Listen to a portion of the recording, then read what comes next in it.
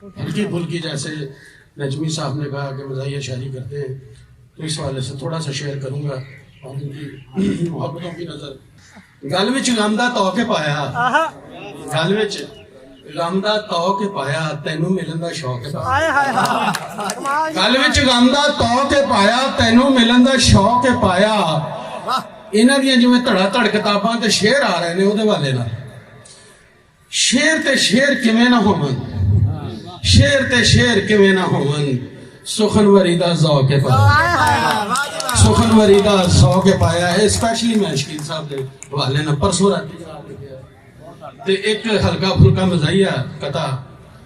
तुसी ते राती सुते रह गए, तुसी ते राती सुते रह गए, सानू राती कुत्ते पै गए। तुसी ते राती सुते रह गए, सानू राती कुत्ते पै गए।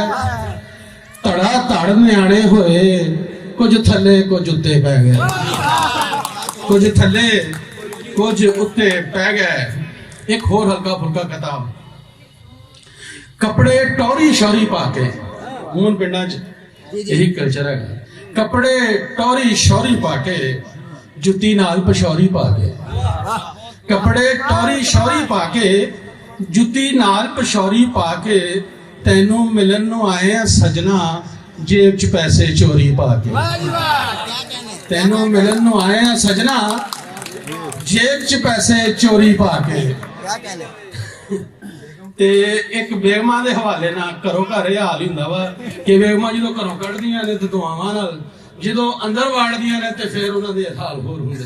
ओदे उस हवाले ना कथा एक लिखिया सी, पढ़िया सी पहले कि निकलिए बाहर ते शूका, निकलिए बाहर ते फूका मार दिए, निकलिए बाहर ते फूका मार दिए, वड़िए घर ते शूका मार दिए। निकलिए बाहर ते फूका मार दिए, वड़िए घर ते शूका मार दिए। ये उन्हां दी पुरानी आदत है जिहड़ी मैं अगले शेर च लिखी है कि हर वेले मंगदी रहिंदी है, हर वेले मंगदी रहिंदी है, ना मिले ते कूका मार दिए, ना मिले ते कूका मार दिए। कुछ ना कुछ तो मंगदी रहिंदी है, पैसे ही मंगने उन्हें की मंगना। एक थोड़ा जिहा एक कथा होर सी, ये भी रिसेंटली गया। पहले जे हुण प्यार नहीं हुंदे, पहले जे हुण प्यार नहीं हुंदे, सच्चे कौल करार नहीं हुंदे। पहले जे हुण प्यार नहीं हुंदे, सच्चे कौल करार नहीं हुंदे।